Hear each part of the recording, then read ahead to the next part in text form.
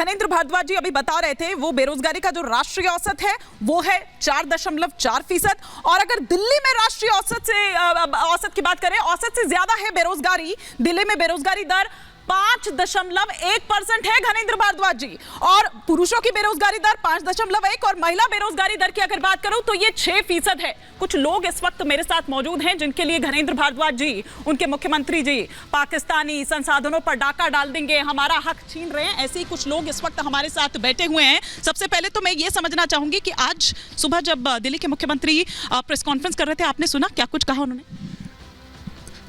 केजरीवाल जी जिस प्रकार की भाषा बोल रहे हैं वो हमारे हिंदू समाज के हितों के खिलाफ है और देश के हितों के भी खिलाफ है, क्योंकि देश को ये बरगला रहे हैं और ये झूठ की राजनीति जो पिछले 12 वर्ष से कर रहे हैं और उसको ये आगे बढ़ा रहे हैं। क्या हम पीड़ित लोग, हमारा समाज पीड़ित है? आज दिल्ली में इन्होंने हमारे एक भी व्यक्ति को रोजगार दिया क्या? और रोहिंग्या जो घुसपैठी हैं जिन्होंने बर्मा के अंदर सैकड़ों हिंदुओं को जो है हत्या करी, उनको जो है ये पाल रहे हैं। सरिता बिहार के अंदर जो खादर की भूमि है उनको बसने के लिए दी हुई है, झुग्गियों में आग लगी, उनकी झुग्गियाँ बनाई गई, उनको जो है पैसा दिया गया, उनके यहाँ डॉक्टर बैठता है, उनके यहाँ सफाई होती है, उनके बच्चों की जो है पढ़ाई की देखभाल की। हमारे एक भी बच्चे को क्या किसी ने अपने किसी स्कूल में दाखिला दिया?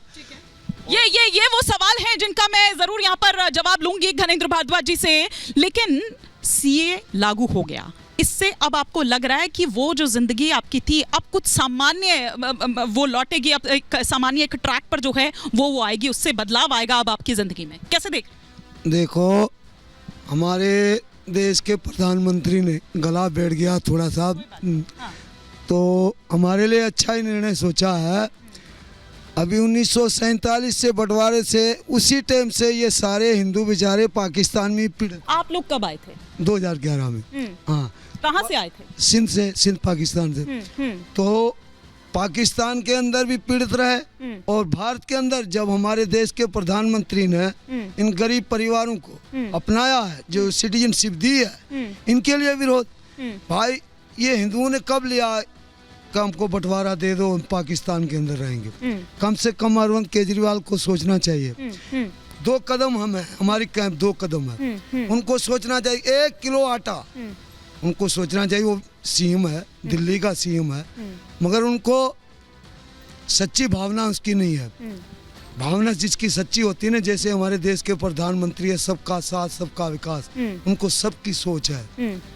तो ऐसे ऐसे अच्छे कर्म करते रहो, बुरे कर्म के पीछे नहीं पड़ो। ठीक है, तो अभी तक गुजर बसर कैसे हो रहा था? क्या कर रहे थे आप लोग? क्या कमाई थी? किस तरीके से गुजर बसर हो रहा था? नहीं, गुजर बजर तो कोई नहीं हो रहा था। अभी तो थोड़ा बहुत ये थोड़ा कवर भी है वो बेच लेते थे, थोड़ा बहुत खा लेते, और रहने की व्यवस्था भी नहीं थी। तो अभी नरेंद्र मोदी भाई ने, जो प्रधान है हमारे मंत्री है, उन्होंने ये सीए कानून लागू किया। क्या रिएक्शन था उस वक्त जो आप जहाँ पर रहते हैं आप लोग, मजनू का टीला, वहाँ पर आप लोग, और वहाँ पर क्या उस वक्त माहौल था? किस तरीके से जैसे ये अनाउंस किया गया, क्या वहाँ पर था?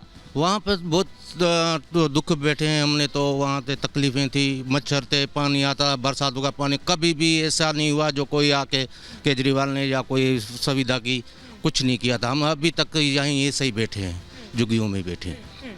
स्वागत करते हैं आप इसका। जी, हम पाकिस्तान से आए हिंदू शरणार्थी हैं। मैं सुंदर हूँ। मैं जो क्या परिस्थितियाँ थी, क्यों आप आए थे? एक सवाल यहाँ से लेती हूँ, फिर मैं अपने मेहमानों का वापस रुक। तो ये हमारे जो लोग यहाँ भारत में जो विरोध कर रहे हैं सीए पे, हम उनसे पूछना चाहते हैं कि हम बंटवारा कभी मांगा था? हम भारत के बेटे और बेटियाँ नहीं थे, हमने तो कभी बंटवारा नहीं मांगा था। लेकिन हम भारत माता की सेवा नहीं कर सकते थे? हमारी बहन बेटियाँ भारत माता की सेवा नहीं कर सकते थे? लेकिन हम दुर्भाग्य से जो हमारा बंटवारा हो गया, हम वहीं रह गए। लेकिन हम उन भाइयों से कहना चाहते हैं कि हम तो 70-75 साल वहाँ पे दुख झेले हैं, यहाँ भी हम तकलीफ झेल रहे हैं।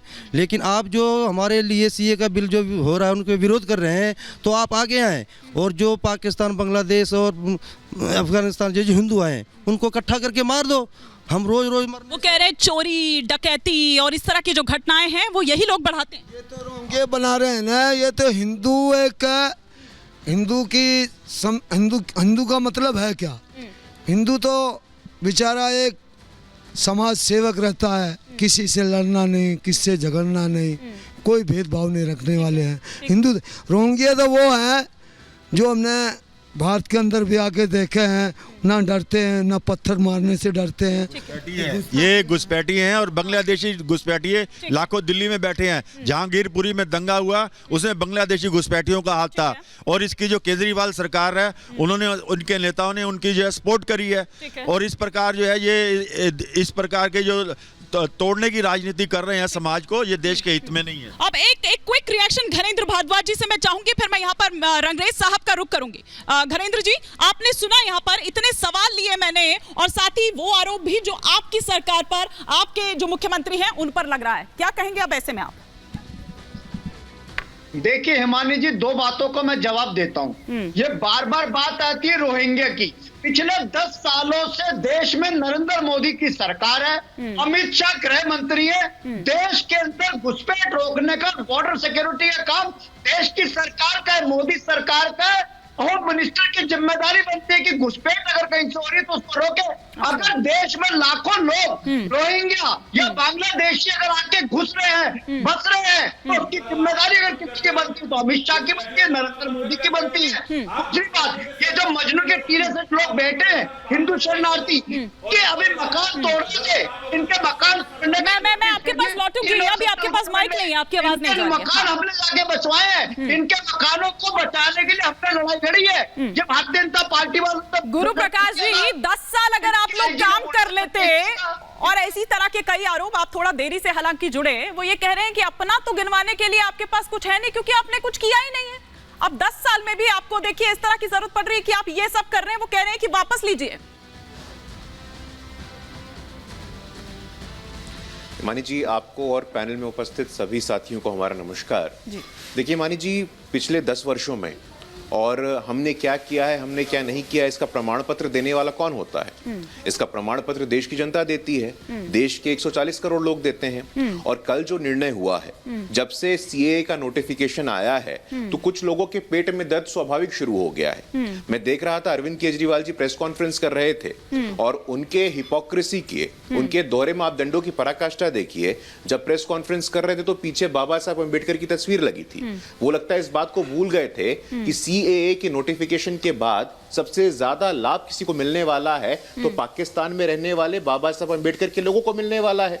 पाकिस्तान में इतने लंबे दशकों तक वहां का दंश किसने झेला है?